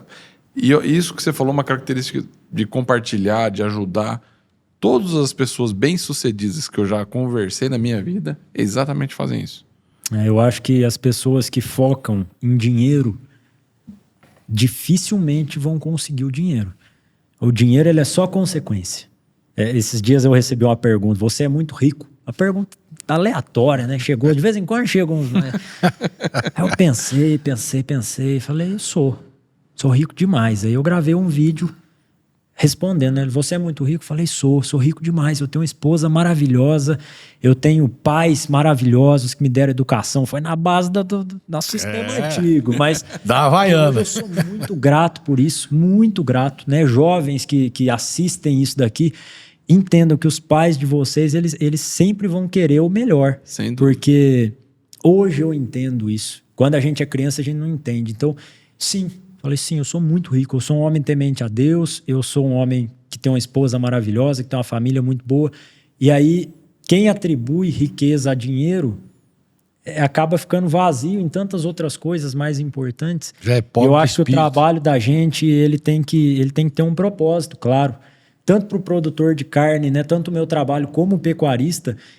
Todas as vezes que eu me pego num desafio, eu falo, não, eu estou alimentando outras famílias, eu tô produzindo um alimento, por menor que seja o impacto de cada um de nós numa produção tão gigante quanto a gente tem no Brasil, mas é aquele grãozinho de areia que você colocou ali, que é seu, que você serviu outras famílias, outras pessoas, através do seu trabalho. Então eu acho que sucesso é um conjunto de pequenas derrotas de alguém que não desiste. É a gente ir realmente enfrentando isso, passando pelos obstáculos, mas com um propósito claro, porque sem propósito a gente não consegue avançar. Só pelo dinheiro, a energia da gente acaba. É isso. Perfeito. Muito bom. Perfeito. Isso, voltando naquele assunto que a gente falou do bem-estar, né? Você fala do manejo, de tudo mais. Mas qual que é a importância das pessoas que trabalham com você... saber de seus valores para que aquilo dê certo dentro da fazenda? Mão de obra é um gargalo muito grande na pecuária hoje. E eu digo que são os 2 Vs que eu uso para contratação. Não é coincidência de ser do VD, não. Tá? Mas visão e valores. Eu acho que o grande problema da contratação, da formação de equipe, está em contratar muitas vezes só pela experiência, só pelo currículo, sem olhar que ali é uma pessoa. Você não está contratando um robô, você está contratando um ser humano. Então, se a visão e os valores forem incompatíveis com a visão e os valores da fazenda, do dono, da equipe, enfim, aquilo não tem sinergia, aquilo não vai adiante. Pode ser o vaqueiro que for, o cara pode ser muito bom, ele é muito profissional. Ele não cabe em toda a fazenda. Não é toda fazenda que é lar para todo mundo. Então, você tem que selecionar uma pessoa que tenha a mesma visão de negócio que você, que tenha isso alinhado. Porque senão é incompatível. Se você seleciona muitas vezes só por experiência você ensina. Caráter, honestidade, visão de negócios, valores de trabalho ali, se a pessoa gosta do que faz ou não, isso não se ensina, isso não se compra. Então, a formação de equipe, ela depende muito de você selecionar pessoas que têm valores semelhantes, que têm visão de negócio semelhante, para que haja realmente uma sinergia de trabalho ali e vocês consigam juntos tocar isso adiante. Porque ninguém faz nada sozinho. Um grande erro é acreditar que não, eu não preciso contratar ninguém, você vai ser pequeno o resto da vida. Para que cresça, é preciso pessoas, né? Você vai ter que ir delegando funções, enfim. E para que isso dê certo, tem que contratar bem. E contratar bem nem sempre é olhar só para aquele currículo, não é olhar só para aquele histórico. Tem muita gente boa começando, que tem vontade de aprender, que é disposto e que tem visão parecida, valores parecidos. Então, é ter tato, né, nessa seleção de pessoas. É realmente olhar para quem está do outro lado da mesa numa entrevista como uma outra pessoa, um outro ser humano que está ali, entender o que está ali para saber se cabe dentro da fazenda ou não. Porque... Muito interessante essa observação. Eu gostei muito disso, porque nós tivemos uma entrevista com as irmãs, com a... Irmãs Franciose. Irmãs Franciose do Paraná, e elas, assim como você começou pequeno, repetindo, os 12 bezerros seu, perdeu um e tal, e elas também começaram, embora tivessem a terra, não tinha nenhum tino para o negócio inicial. Elas estavam morando na capital, não tinha ido para a fazenda, o pai lá e tal, e elas foram brigando, não sabia nada, não entendia nada, ia no mecânico, olhava as coisas, e a pergunta para ela foi isso mesmo. O Roberto fez a mesma pergunta, e é engraçado como é coincidente o perfil das pessoas. O seu perfil é muito semelhante ao delas, que é o de começar pequeno, sacrificar, mas ir atrás, correr, buscar, e no final ela falou: para trabalhar com a gente precisa ter os mesmos valores nossos. Não adianta ele ser o melhor tratorista, o melhor isso, aquela coisa, porque isso aí eu ensino. Agora o resto não tem jeito de ensinar. Tem coisas que são ensináveis, tem coisas que não são ensináveis. Muito legal. Mas aí é o que eu também falei. Eu falei, a gente tem isso, na teoria, é muito fácil. Agora vamos lá, o cara já tem um vaqueiro, que ele tá na fazenda dele, que é o melhor vaqueiro dele e tal. E ele tá vendo aqui hoje, mas não combina com os valores dele. Acabamos de falar, ele falou, porra, mas esse cara não combina. O que é o certo ele fazer? Conversa. Eu sempre fui muito aberto com a equipe. E eu vi o meu pai sendo muito aberto com a equipe. Então sempre foi assim. Meu pai, ele é o cara que ele chama todo mundo, senta na mesa, fala, senta aqui, vamos conversar. E aí ele fala o que tem que falar. Ele rasga o verbo mesmo e ele dá a liberdade de todo mundo falar também. Uhum. Então é conversa. É falar, olha, tal e tal coisa... A partir de hoje, não é chegar chutando o pau da barraca e falar que agora... Não, mas tal e tal coisa são importantes. A gente consegue fazer junto ou não? Isso foge do que você tem. É conversa. Tudo na vida da gente, a gente chega num acordo. Se não chegar num acordo, tiver completamente desviado do que você quer, aí você vai ter que tomar uma decisão. Uhum. E é muito claro, as coisas são muito pragmáticas. A gente tem que pensar racional ali. Você tem dois caminhos, ou você aceita ele do jeito que ele é, ou você manda ele embora e contrata um outro. Se não chegar num acordo. Uhum. Então porque assim, a gente fala isso, mas como é que é? Eu tenho hoje minha fazenda e eu quero implementar meus valores, né? Porque não é fácil você chegar a implementar os seus valores. E muitas vezes aí você vai ter que espirrar um ou outro que não vai tá compatível. Tá compatível com aquilo, né? Mas a questão é que os valores você não vai implementar, eles já estão lá. Sim, mas você precisa mostrar para ele. Como é que você mostra isso? Mas se você vem numa fazenda de 10 anos... tocando dessa forma e hoje você quer mudar, você não está querendo implementar os seus valores. Os seus já estão lá enraizados, você está querendo mudar o que está lá. Aí já é mudar a cultura da fazenda. E aí esse é um ponto muito delicado. E principalmente em caso do quê? De sucessão familiar. Que acontece o quê? O pai vem trabalhando de uma forma a vida inteira. Aquilo cai de bandeja no colo de um filho, de um herdeiro que não tem noção do que ele vai fazer ali. Ele entra... escuta uma coisa aqui, outra coisa ali, ele não tem a cultura da empresa. Quem não tem é ele que está de fora. Ele entra ali, ele quer mudar aquilo completamente. E ele não consegue fazer essa mudança do dia para a noite. Muitas vezes essa mudança nem deveria ser feita. Às vezes a fazenda já vem tocando de uma forma positiva que ele tem que se adequar àquilo e lapidar isso aos poucos. Então, o que eu vejo é que tudo é gradual. Tudo tem que ser gradual. Mas aí vamos jogar para uma coisa que seria bom para a fazenda. Eu não tenho um bem-estar animal, que nem você acabou de falar, nós estávamos falando sobre isso. Como é que eu implemento isso naquele cara que sempre gritou, sempre... sabe, você fala assim, poxa, eu vi que isso é importante. Sim. Aí é pra você passar isso pra ele falar, não, mas a vida inteira eu toquei animal assim. Então, entendeu? A mão de obra da pecuária, ela é bastante... Ela vem com conceitos bastante enraizados. Isso é de geração, é cultural. A gente não consegue brigar contra uma cultura forte. Mas tudo é conversado, tudo é ajeitado. Quando a questão é, você precisa fazer ele entender aquilo. Não adianta querer impor. Eu tenho isso claro, a gente senta e conversa, eu mostro para ele os motivos daquilo. E eu não sou a favor de chegar lá para a pessoa que trabalhou de uma forma a vida inteira também e falar, não, agora você não pode fazer isso, não pode fazer aquilo.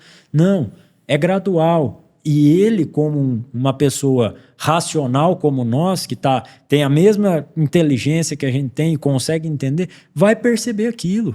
E isso vai acontecendo aos poucos. O problema é querer chegar com o pé na porta. E também tem esse detalhe que você acabou de falar, que eu acho que é muito interessante para quem quer implementar. Se você falar, não, tem que mudar porque tem que mudar, o cara não vai entender. Agora, se você explicar e ele entender o porquê daquilo... Aí ele vai compreender e vai fazer junto. É muito difícil, esse é um ponto muito crítico.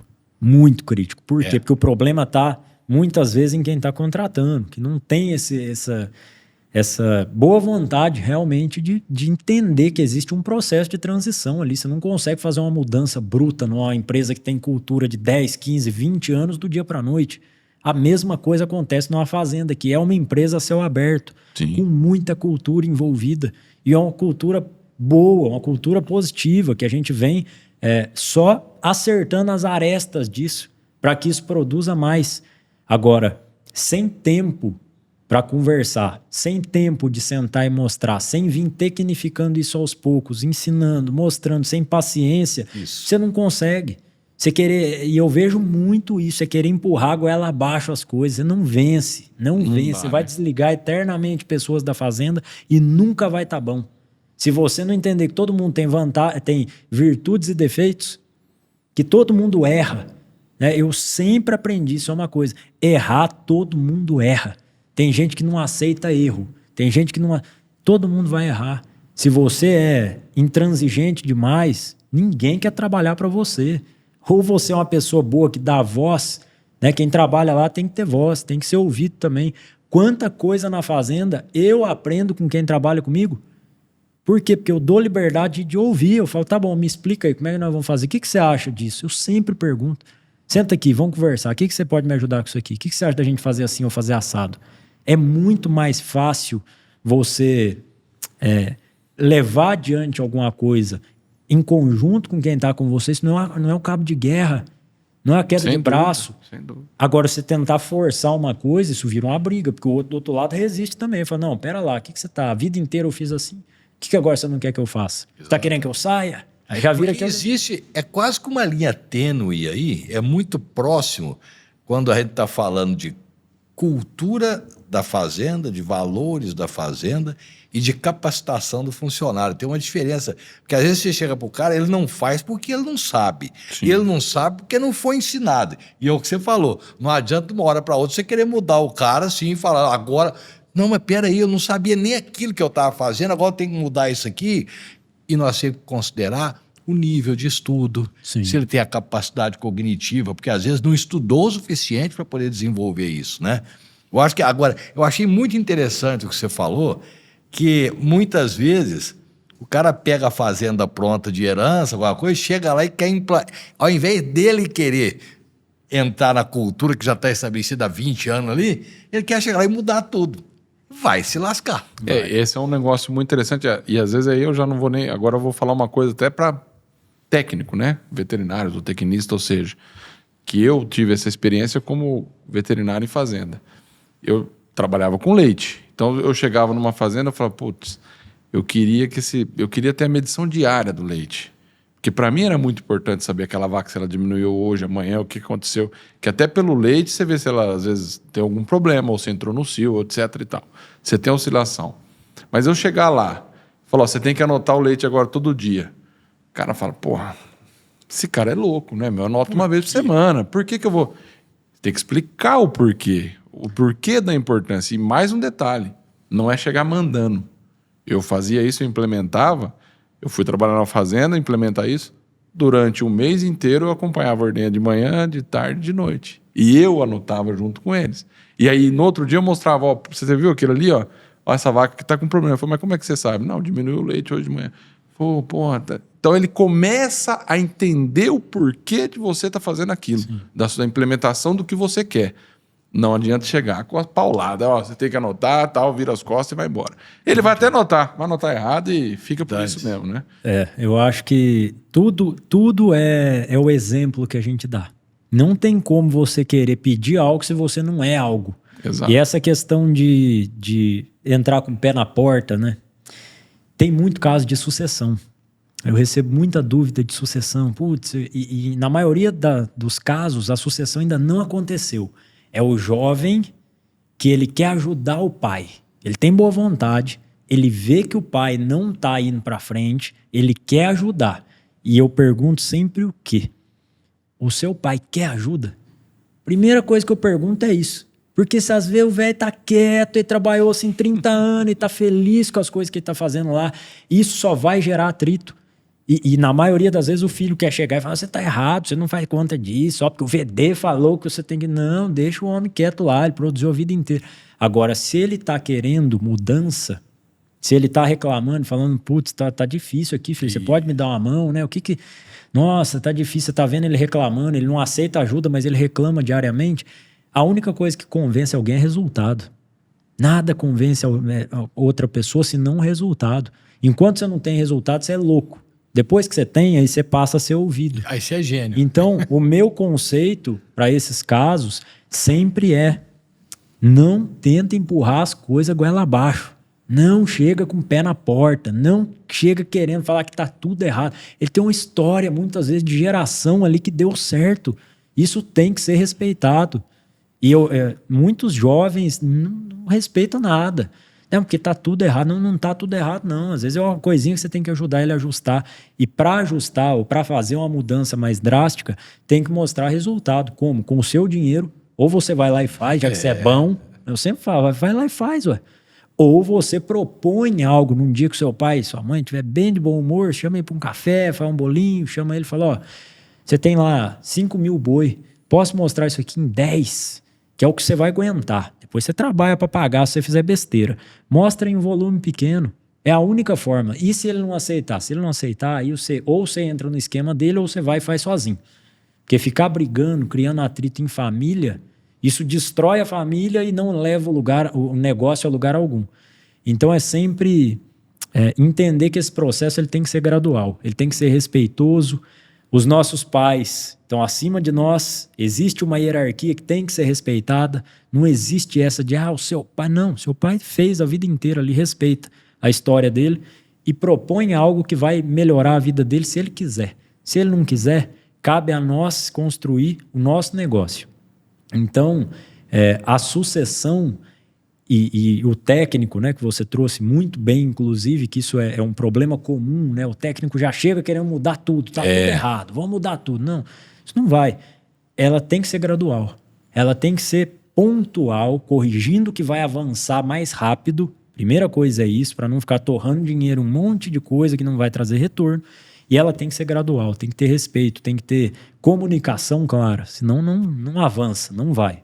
Vitor, continuando nesse tema, porque assim, muitos jovens que você fala que é a sucessão, sai de uma faculdade e tal com a teoria fantástica. Fiadinha, né? Fiada. O buraco é mais embaixo, só né? Que o buraco é mais embaixo. Então, primeiro, vai lá, trabalha. Vai lá, faz. Começa a trabalhar e começa a sentir o que é o trabalho realmente, né? Sair um pouco da teoria. O Lucas Siqueira mesmo falou, pega uns caras tudo recém-formado aqui, bota aqui para ver tomate comigo. Alguns não vão nem... a teoria é muito boa, mas na Como prática... você fez quando você foi, a primeiro lugar que você foi dar consultoria de leite e que você fez a proposta pro cara, qual foi? Pois é, na verdade, eu nem cobrei, né? Eu cheguei e falei para ele, eu vou começar a trabalhar aqui, se você vê o meu resultado, e eu quero X% do meu resultado que eu te aumentar. Eu quero fazer um parênteses nisso aí também. Ele falou assim, pode começar amanhã. Ué, eu não tenho risco. Você vai querer uma porcentagem do que você aumentar para mim, do meu ganho? Eu falei, Falei, então tá bom, pode começar. Muita gente me pergunta, eu te interrompi, porque esse ponto é muito importante. Muita gente pergunta, tem muita gente recém-formada. Isso é uma fábrica de produzir gente formada. Isso não vai acabar. Tem muita gente boa entrando no mercado, assim como tem muita gente ruim, desonesta, que vai fazer besteira, que só está preocupado com dinheiro. E como entrar no mercado, né? Qual que é o primeiro passo? Eu sempre digo, sirva. Exato. Sirva, vai aprender a servir. Isso. Exatamente. Não saia da faculdade achando que você já sabe de tudo, você é o bom. Não, serve, esquece o dinheiro. O dinheiro ele é um reflexo do que você faz. É impossível ignorar alguém que gera resultado. E se você é bom, faz o que você fez. Bota lá em risco, fala, não, tá bom, eu só recebo se eu gerar resultado a mais. Eu vou fazer isso daqui de graça durante 30 dias. Exatamente. E eu garanto que eu vou ter resultado. Se eu tiver um resultado, a gente combina XYZ depois. Agora, você querer sair de uma formação num cargo alto, muitas vezes você não está nem preparado para isso. Dá. Então tem que ter humildade suficiente e reconhecer que é um processo para que você vá avançando, evoluindo e criando seu espaço. Né? Não tem oportunidade. Muita gente fala de oportunidade. Oportunidade não tem oportunidade. Oportunidade não se ganha. Oportunidade se cria. Se cria. É servindo outras pessoas. E enquanto tiver a cabeça, eu vou trabalhar de graça, eu vou servir sem saber se eu vou ganhar, nunca vai conseguir avançar. Vitor, eu vou te falar. Nós fizemos um corte um dia num podcast. Foi. E encheu de comentário lá, porque nós falamos de contratar por experiência e tal. E muita gente reclamando. Que a gente fala, bom, muita gente reclamando e falando assim. Vocês querem o estagiário porque é trabalho de graça, é trabalho barato. Reclamando que ele não ia fazer estágio porque os caras querem explorar ele no estágio. Eu falei, meu pai do céu. Nos comentários, eu falei, mas é isso mesmo, estágio é pra você aprender. E tudo que eu queria quando eu formei era ser explorado. Eu queria era isso, porque eu ia aprender. Quantas fazendas eu fui fazer serviço de graça? Pois é. Quantas fazendas eu só pra aprender, só pra olhar o que o cara tava fazendo, só pra... Posso? Vai mexer com gado hoje, vai carregar? Posso? Pode, claro. Ia lá. Não tava a cavalo, trabalhava de peão. Quantas vezes eu fiz isso para aprender? Que é o melhor jeito para aprender. Não tem outra forma disso. Só que parece que o povo não gosta do trabalho. O povo vê trabalho e corre. Essa que é a verdade. Você sabe o que está acontecendo muito? Desculpa, Vitor, mas isso eu falo sempre e vou repetir sempre. A vida ficou urgente demais. O cara não tem mais paciência para passar pelas etapas que ele tem que passar. Ele te manda um WhatsApp, se você demorou 3 minutos para responder, você já é um filho da puta que não respondeu o WhatsApp. Então, é tudo pressa. Então, o cara sai da faculdade, ele já quer um cargo que eu quero ganhar 30 mil por mês, porque ele não tem a paciência nem a humildade de reconhecer a limitação dele e que ele tem que queimar as etapas, ele tem que passar pelas etapas sem queimar. Sim. Né? Isso aí é muito arraigado hoje em dia por causa dessa emergência da vida. A questão é a seguinte... Desculpa, como você falou, a vaca é 9 meses para parir, não adianta, você não adianta isso. Tem o plantar e o colher, tem um intervalo ali, você não vai mudar. Eu vou voltar um pouquinho na minha história para falar sobre isso. Quando eu estava trabalhando nessa gráfica... eu trabalhei no escritório de contabilidade também, isso era uma outra coisa. Ali eu aprendi a fazer conta. E olha que eu odeio matemática, mas depois que eu comecei a trabalhar com boi, eu tive que amar as contas básicas ali, senão você não vai para frente.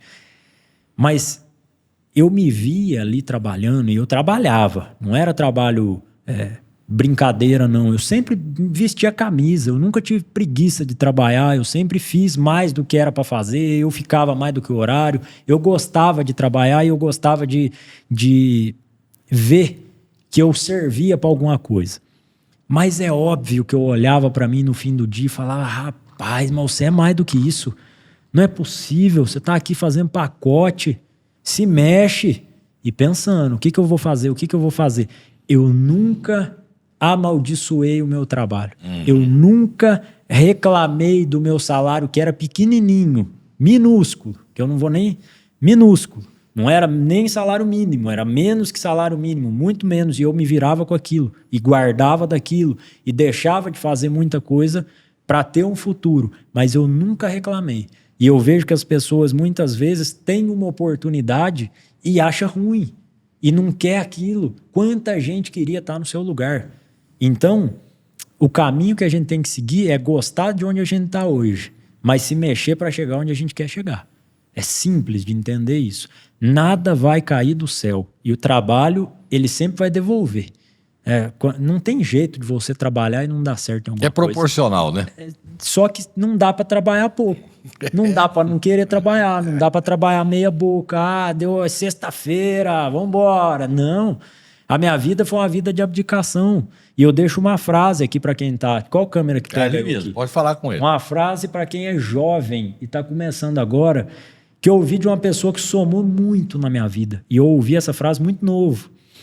E ela guiou muitos dos meus passos. E a frase é a seguinte: rale agora, enquanto você é jovem, para aproveitar o resto da vida, ou aproveite agora enquanto você é jovem e rale o resto da vida. É isso. Quando eu era novo, eu abria mão de sair. Eu abria mão de estar onde todo mundo estava. E eu não me arrependo disso. Tem gente que falava, né? Hoje fala também. É doido. Caixão não tem gaveta. Mas não é esse o objetivo. Não é questão de juntar. Não é questão... A questão é de você entender onde você quer chegar. Porque não dá para você fazer o que todo mundo faz e querer o resultado que ninguém tem.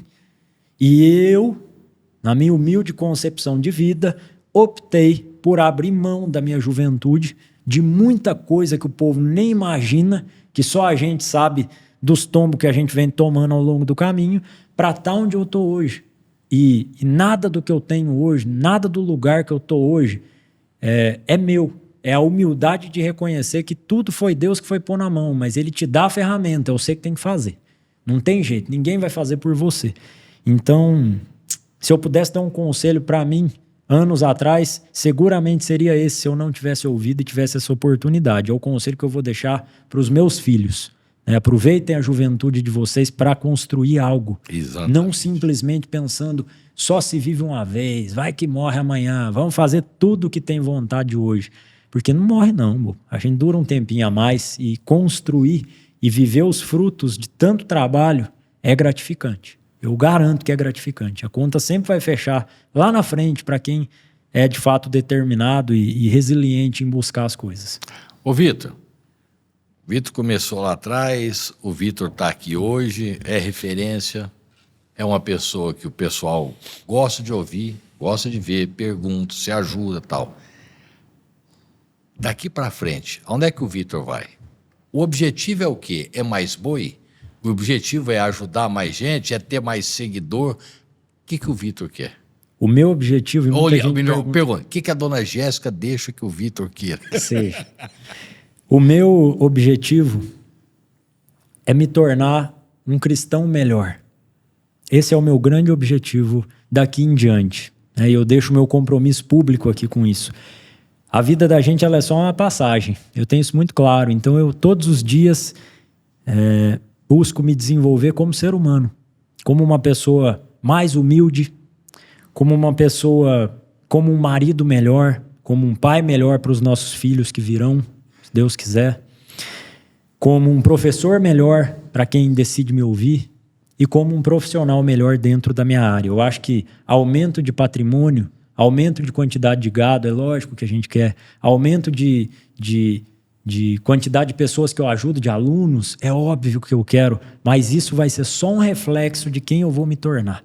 É sobre isso. A vida, para mim, ela tomou um significado muito claro de briga pelo céu. Essa é a verdade. A passagem da gente aqui, eu vejo muita gente desperdiçando a vida hoje em dia, esquecendo que a passagem, ela acaba. Ela acaba. E o que a gente planta aqui é para onde a gente vai. Então essa é a minha... É o que eu creio, né? E eu acho que a minha vida vai ser isso. Vai ser buscar me desenvolver como um ser humano melhor, como um cristão melhor e, obviamente, me tornando um profissional melhor em todas as áreas. Graças a Deus... A empresa que eu separo muito bem, né, a fazenda da empresa de educação, ela vem crescendo muito. Né? Hoje são mais de... Eu não atualizei isso publicamente ainda, vou atualizar aqui então, nós vamos fazer um ao vivo. Está atualizado 15.300 alunos, são mais de 17.500 alunos hoje. Mais de 17.500 alunos. Isso nunca passou na minha cabeça. Nunca. E eu ver pessoas prosperando, evoluindo, agradecendo. A gente sai, às vezes vai num evento, encontra e vê pessoas que às vezes não é nem aluno, mas o cara já aprendeu alguma coisa, porque eu falo que o meu conteúdo ele é sem miséria. Eu vou e quem tá lá sabe, é prova disso. Eu posso estar doente, morrendo. Eu vou lá e vou responder o máximo que eu der conta. Eu me viro em 300, mas eu respondo. Eu tô na estrada, eu chego no hotel, eu tomo um banho e vou ensinar, e vou fazer o que eu sei fazer de melhor, vou levar isso adiante. Então, eu nunca imaginei isso. Né? Eu nunca imaginei que isso fosse chegar onde chegou. E eu quero muito que isso continue crescendo, e eu tenho certeza que vai continuar crescendo, porque é só um reflexo do meu propósito, do meu objetivo, e eu realmente olho para isso de uma forma muito séria. Então, tanto a Fazenda, que já é algo que roda muito mais sozinho, né? Hoje, graças a Deus, eu tenho uma equipe muito boa. E eu aproveito para deixar aqui um abraço para todo mundo, porque isso é importante demais, eu valorizo demais. Eu jamais seria quem eu sou sem pessoas por trás, sustentando tudo isso. Eu amo muito o que eu faço, por isso eu fico na Fazenda direto. Eu tô lá todo dia, mas a Fazenda hoje roda muito bem sozinha. E o outro negócio que vem crescendo junto, que vem crescendo em paralelo a isso, que é um braço do que eu faço, porque o que eu ensino é prático, é o que eu vivo, é o que eu faço, não tem mistério, não tem... também vem evoluindo muito, e essa evolução me deixa feliz demais. Eu confesso que encontrar pessoas transformadas, né, no Brasil inteiro, são hoje mais 10 países, e pessoas mudando a mentalidade, eu conseguindo levar essa mensagem adiante, junto com os meus valores, que querendo ou não eles vão enraizados nisso, vendo jovens mudando de caminho, vendo pessoas construindo negócios melhores, isso não tem preço, sinceramente. Então, fechando, né, esse contexto do meu objetivo daqui em diante é isso. A base de tudo, ela vem do alto, e o restante vem como um transbordo, uma consequência disso. Você ser questão melhor que você falou, isso também inclui passar mensagens da importância de Deus na vida? Você tem algum projeto nesse sentido? Não tenho. Eu acho que, quem sabe, né? A gente nunca sabe a vida da gente, como ela vai ser, mas eu acho que a maior mensagem que eu passo é o meu exemplo. É quem eu sou. E eu deixo isso muito transparente, né? Quais são os meus valores, tudo que a gente busca melhorar todos os dias, um belo exame de consciência para que a gente saiba quem a gente está se tornando, e realmente uma briga contra quem a gente é na essência, porque não é fácil a gente evoluir como ser humano. Isso é muito mais difícil do que a gente evoluir em qualquer negócio. Tocar fazenda, tocar empresa de educação, isso aí para mim é fichinha. Agora, brigue contra você todo dia, no espelho. Falar, nossa, eu não podia ter respondido aquela pessoa daquele jeito. Nossa, hoje eu pensei tal coisa, isso não foi legal. Amanhã eu vou fazer melhor. É isso. Então eu acho que transparecer isso é apenas uma consequência. E quem sabe, né, essa mensagem vá adiante de alguma forma. Eu te perguntei isso justamente para ti. Porque assim, você quando mostra o seu trabalho e ajuda outras pessoas a prosperar, na realidade você está levando a importância de Deus na vida. Porque quando você fala isso, que você várias vezes falou aqui, que você tirou o terço da mão do bolso aí, falando que isso que te ajudou, que foi Deus que te deu o caminho e tudo mais, e você conseguiu ter sucesso, e ainda compartilha esse sucesso ajudando outras pessoas a prosperar, como você acabou de falar aqui, eu acho que esse caminho você já está fazendo. Há uns 30 dias atrás, eu vou até deixar isso aqui, o nome dele é Rildo. Então, será que ele vai assistir isso aqui, né? É um seguidor. E ele me mandou mensagem, assim, infelizmente o volume de mensagem que chega é absurdo, a gente não consegue, né? Vai chegando um ponto que a gente não consegue ver tudo. Eu nunca quis terceirizar essa questão, então sou eu ali, né? Todo dia sou eu, e eu que respondo, eu que vejo. E eu abri a mensagem dele. E ele me falou, né? A gente conversou, ele era de Aparecida. E ele me falou, cara, eu quero te dar um presente, eu quero te dar um presente, eu quero te dar um presente e tal, porque eu vou à missa, eu mostro que eu fui à missa, eu todo dia de manhã eu coloco a minha mensagem, que a gente acorda 4 horas da manhã. A primeira hora do dia a gente dedica a oração, eu e minha esposa, todo santo dia, nós não pisa fora de casa sem consagrar nosso dia, sem fazer nossa oração. Minha esposa tá rezando rosário todo dia, rapaz do céu, isso tem um poder que...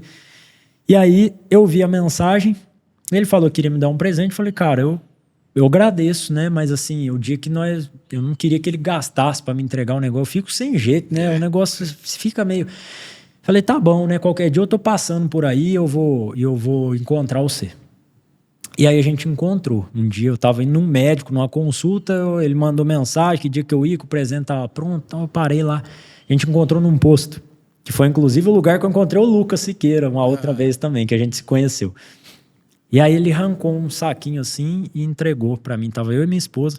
Ele me entregou um saquinho, eram 2 terços, com o nome da gente. Ele falou, foi minha mãe que fez. Entregou pra gente aquilo. E aí ele veio me contar. E era aí que eu queria chegar. Ele falou, rapaz, eu tô com a minha esposa, tem, não sei, tá? Eu não vou lembrar, sei lá, 10 anos. Era um tempo grande já, assim. 10, 12 anos. Tava ele e o filho dele, junto com ele. Tô com a minha esposa há tantos anos e a gente não é casado na igreja. A gente só é casado no civil. E depois de ver você, eu resolvi que a gente vai se casar na igreja e eu que não queria ter mais filho, eu vou encher a casa de filho agora, porque filho é bênção que vem de Deus. Eu queria agradecer você, porque isso mudou a minha vida. Rapaz, você sai de um lugar desse, você não sabe nem quem você é mais. Você não lembra nem do seu nome. Então isso não tem preço. E quando eu imaginaria que eu mostrar a minha rotina de oração, que eu mostrar que isso é um valor forte para mim, que eu entrego a minha vida, que tudo que eu sou, que eu tenho, eu atribuo a Deus antes de qualquer coisa. Nada é meu, nunca sou eu sou pequenininho perto dele. Quem diria que isso ia causar um impacto desse? Então, em quantas pessoas isso já causou impacto que eu nem sei? Quantas pessoas que viram alguma coisa, que às vezes nem sabe quem eu sou, nem me segue, às vezes recebe um vídeo lá, alguma coisa, de vez em quando, né, é raro, mas de vez em quando tem uma resposta mais pessoal, ou contando alguma coisa da minha vida, ou algum percalço que eu passei no começo, depois se você quiser nós conta uns percalços aí também, e que já impactou positivamente. Então eu acho que essa mensagem ela vai com quem a gente é, e isso é bom demais. A responsabilidade da gente é muito grande quando você atinge esse nível, né? Porque você interfere na vida das pessoas Mesmo sem sem perceber. Mesmo sem saber. Isso é bom demais, deve dar uma satisfação muito grande, né? Dá. Não tem preço, não.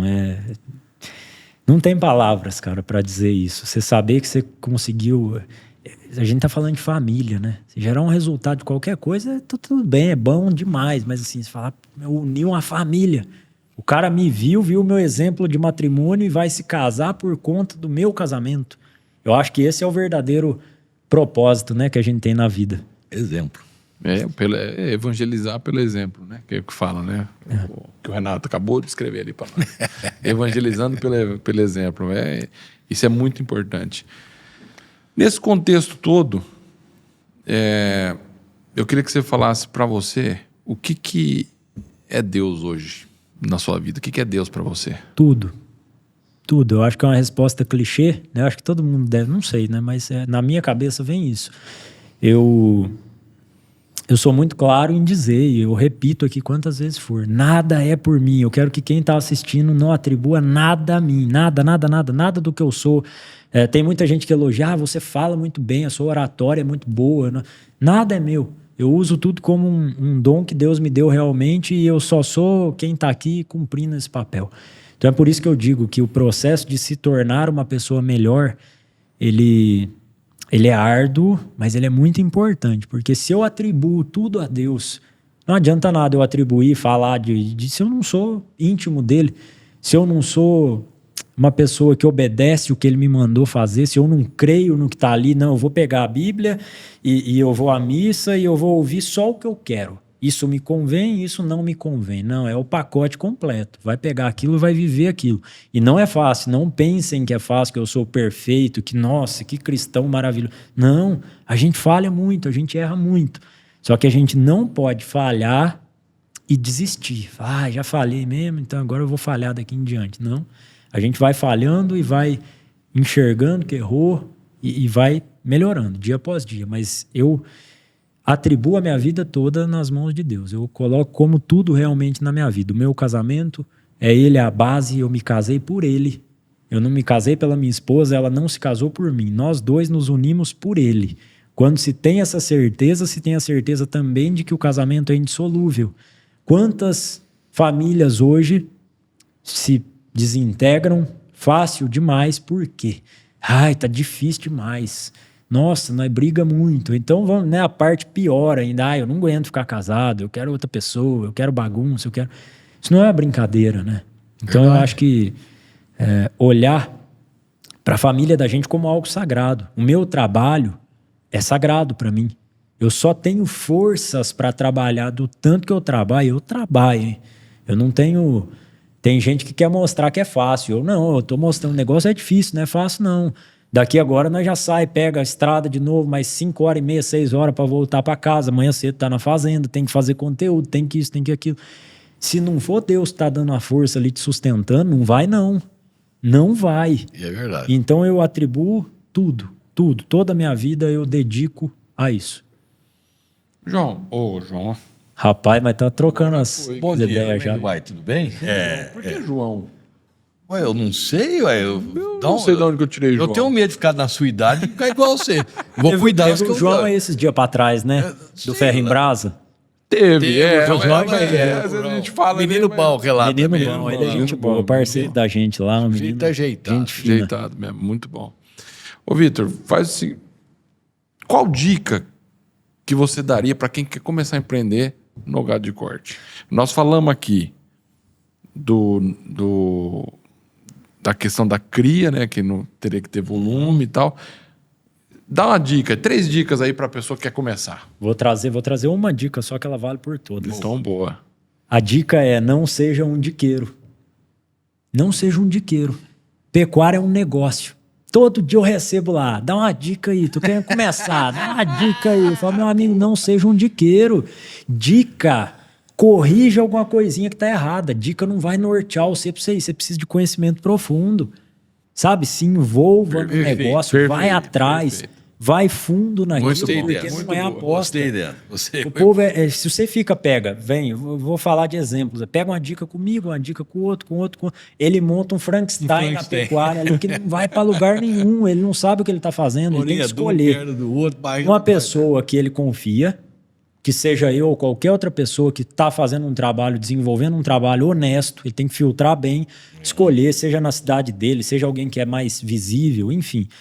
E ele tem que ir fundo ali. Dica não resolve nada para quem está começando. Quando eu estava começando, suponhamos, né, que eu me encontrasse e falasse, ô, VD, dá uma dica aí. Aí eu de hoje olhar para eu, moleque, né, ia falar, vou dar uma dica para você. Compre bem, produza arroba barata. E eu ia falar, tá, e aí, como é que faz isso? Então a dica, ela só vem depois que você chegou na encruzilhada. Lá, e aí, para que lado que eu vou? Como é que eu acerto isso aqui? Isso é uma dica pontual. Tô com 20 boi de 20 arroba a R$300, faço isso, faço aquilo. Você pontua ali o que a pessoa, né? Você direciona. Agora, para quem está iniciando, aprenda antes de começar. Pecuária não é brincadeira. Pecuária não é comprar o gado, arrendar uma terra e soltar o gado lá e esperar 1, 2 anos para ver o que acontece. E eu falo isso porque eu fiz isso. Muita gente vai falar sem ter feito. Eu fui esse cara. Eu falei, não, comprei os 12 bezerros, fui lá, paguei o rapaz, comprei na balança, ainda dei sorte de comprar, ainda comprei no jeito ali, né? O cara não me passou a perna, era uma pessoa boa. E eu soltei o gado lá e do dia seguinte já tava no meu Instagram, que era fechado, pecuarista. Boiadeiro. Eu falei, não, 12 cabeças, respeita, rapaz. Aí, não tinha nenhuma? Aí, na mesma semana, perdi o primeiro bezerro. Por quê? Por responsabilidade completamente minha. Eu falhei, eu não busquei conhecimento, eu achei que era só comprar, soltar lá e tá tudo bem. Eu toquei a operação toda errada durante um tempo, mas esse baque, ele me deixou claro, você precisa aprender. Se você for abrir uma pastelaria, você vai aprender a fazer pastel. Você tem que aprender a fazer pastel, você tem que conversar com quem tem, você tem que aprender sobre gestão de pastelaria, você tem que aprender a contratar, você tem que aprender a comprar ingredientes, você tem que saber como, onde comprar. Não é a dica do pasteleiro que vai te ajudar. O pasteleiro vai falar, capricha no catupiry. Você vai falar, mas só isso? Eu não sei nem como é que faz o pastel. Então, é isso. Na verdade, realmente... então, é buscar o conhecimento, né? Antes, porque depois que você já começou, a chance de você corrigir a rota ela é menor. À medida que o tempo vai passando, se você está indo por um caminho errado, né, ele se desvia um pouquinho aqui, ele vai te levar para uma direção completamente oposta. Então, quanto antes você aprende e corrige, mais você consegue chegar próximo do seu objetivo. É como eu já citei algumas vezes aqui em Provérbios, né? Busque a sabedoria mais do que ouro e prata, né? Que aí é onde você vai... E é um processo... eterno de aprendizado. Exato. Não pensem que eu sei de tudo, que eu não sei, não tô aqui para aprender, eu tô aqui para aprender todo dia. E a gente só vai avançar quando a gente tem essa humildade, essa certeza de falar, eu não sei. Você pode me ensinar? Você pode me ajudar? Eu não sei fazer isso aqui. Cheguei numa encruzilhada, para quem que eu ligo? A importância de ter contato, com quem que eu falo, quem sabe isso daqui que eu não sei. E aí você aprende, aprendeu, avançou mais um obstáculo, é isso. Eu só vou fazer mais um corte aqui. Eu falei que eu ia contar uns desafios, né? Quando eu comecei, a história é cabeluda. Primeiro lote, morreu o primeiro bezerro na primeira semana, ficou 11. Aí eu cismei que eu queria inteirar 25 de todo jeito. E as pessoas acham que eu comprei 11, 12 bezerros, e de 12 bezerros eu fiz a multiplicação milagrosa. Sim. Não, eu continuei trabalhando em paralelo, juntando dinheiro, reinvestindo, sempre trabalhei muito, então é isso. Comprei depois de um tempo, quase um ano depois, comprei 14, inteirou 25 bezerros, tal, nessa época, né? Dentro de tudo isso, dessa trajetória minha, eu tive a primeira venda, que eu vendi os primeiros bezerros, eram 11, eu vendi, sabe o que eu peguei? Um checão sem fundo, né? Pra já calibrar a gente, assim, pra estrear o boiadeiro inocente. E é sempre assim, o comprador, fica esperto, fica veaco, é o comprador que ele vem limpando a praça, ele é o comprador fumaça, assim, ele aparece, ele limpa a praça, ele faz a fama dele de pagador, de repente ele, é o mestre dos magos, ele faz assim e desaparece. E eu peguei o cheque sem fundo, e ele me pagou, graças a Deus, mas demorou. Eu não sabia se eu ia receber aquilo mais, e eu não tinha condição de vender. Na época, 11 boi de 17 arroba, foi meu primeiro lote, ela cravou 17 arroba. No vivo eu vendi para atravessador, não tinha volume, né, para bater. Eu não tinha condição de tomar uma manta dessa. Isso aí era dinheiro para mim, muito dinheiro. Não dava para eu tomar um prejuízo de 11 cabeças ali e tá tudo bem. Não que hoje esteja tudo bem, mas isso chacoalhou, mexeu comigo. Você fica doente uma época, né? Você fica... Aí passou isso. Próximos desafios. Crime de abigeato já aconteceu várias vezes. E o pessoal leva abatido mesmo. É horrível a cena você chegar. Quem não sabe aqui é roubo. É roubo. Mas o meu ainda foi abatido. Então chegava lá, animal morto no pasto, cabeça aqui, sangue para todo lado, o gado louco, cerca quebrada, aquela zona na fazenda. Isso, rapaz, isso mata a gente por dentro, sabe? Você trabalha, e aí eu falo a importância da fé. Se você não tiver fé e falar aconteceu, porque tinha que acontecer, ergue a cabeça. Minha avó me dizia, que hoje não está aqui infelizmente, mas contribuiu muito para eu ser quem eu sou. Ela me dizia, só perde quem tem. Ergue a cabeça, só perde quem tem. E depois disso, um desafio grande também, que eu falo bastante. Rompimento de barragem. Toda a aguada do gado era uma aguada natural. Tem outorga e distribuía dessa barragem na fazenda toda.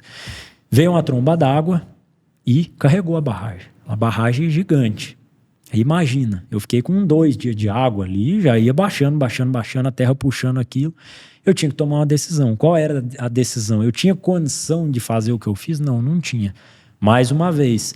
Deus vai pôr na mão. Eu falei, vai ter que dar. Ou eu vendi o gado, a gente tentou refazer a barragem correndo, com um caminhão, com terra. Que jeito que parava, punha, a água levava, e escorou de um dia para o outro, carregou de novo. Eu falei, vamos ter que canalizar. Canalizar a água na fazenda inteira.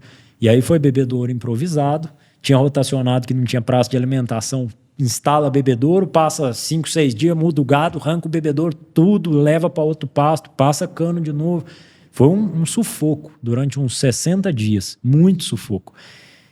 E aí eu entro nisso por quê? Porque isso mexe com a gente. E se eu tivesse desistido, e hoje em dia as pessoas no desafio falam, não, isso aí é pesado demais para mim, isso tá difícil. Eu não te digo que não mexe, sabe? Que é fácil, que né? Eu sou o Superman. Eu olhei para isso e falei, eu vou resolver. Que nada, rapaz. Você chora no quarto e pede para Deus, pelo amor de Deus, o que eu faço?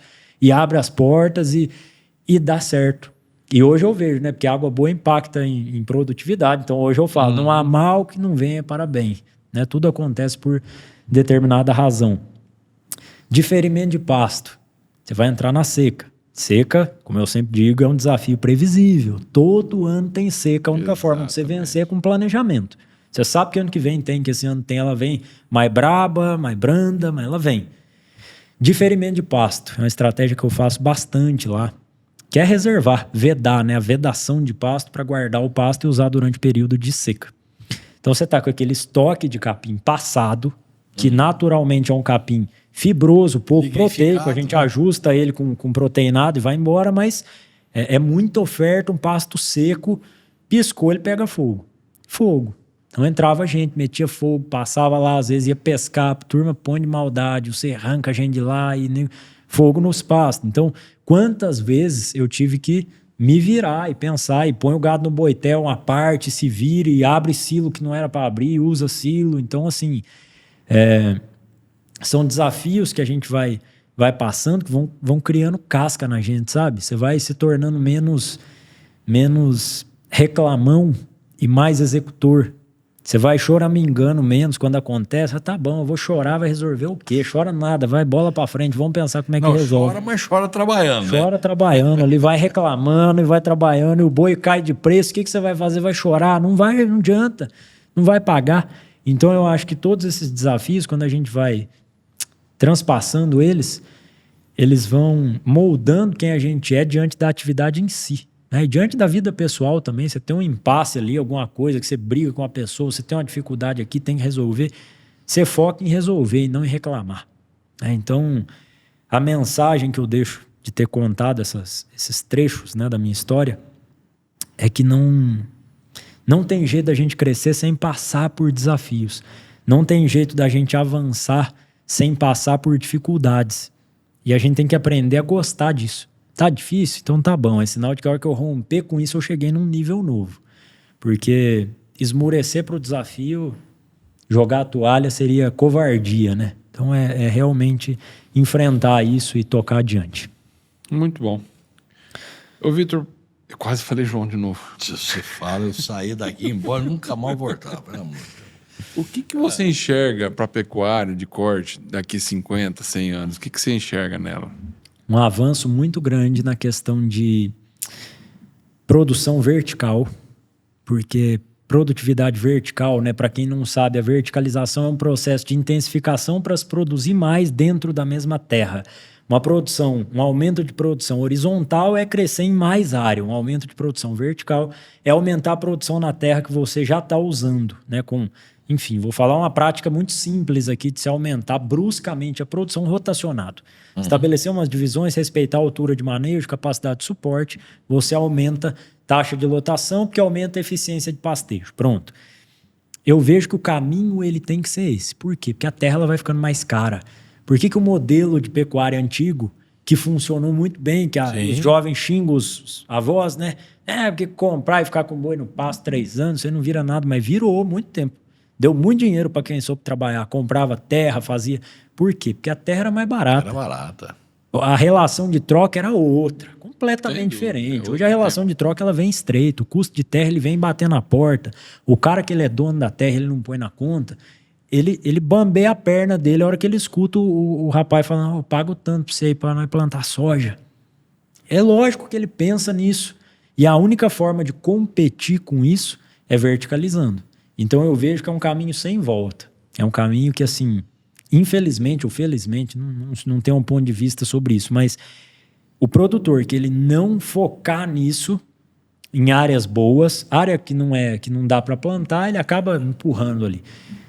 Mas ele tem a margem apertada, porque a relação de troca vem piorando. Mas falando de custo de terra, o produtor que ele não intensificar, ele vai ficando fora. A margem dele vai...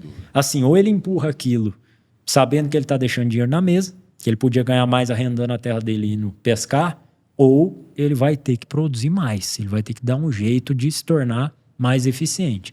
Então eu vejo que nosso país ele é abençoado demais, a gente tem uma capacidade produtiva gigante, a gente está muito aquém disso, e a pecuária ela vem a passos largos rumando para isso, né? Não é todo mundo que acompanha, não. A gente tem um problema muito grande ainda de comunicação, tem, mas pouco a pouco isso vem se instalando culturalmente, né? Essa cultura ela vem mudando com o tempo e o produtor vai entendendo que ele precisa realmente se tornar mais eficiente para se tornar competitivo. Senão o dinheiro dele vai escorrendo ali, ele vai percebendo o patrimônio dele minguando ao longo do tempo e não crescendo. E não tem paixão que perdure com prejuízo. É isso. Não tem paixão. Estamos com 1h40 já de papo aqui. Bom demais. Tá quase terminando aqui. Vamos para. Eu queria te pedir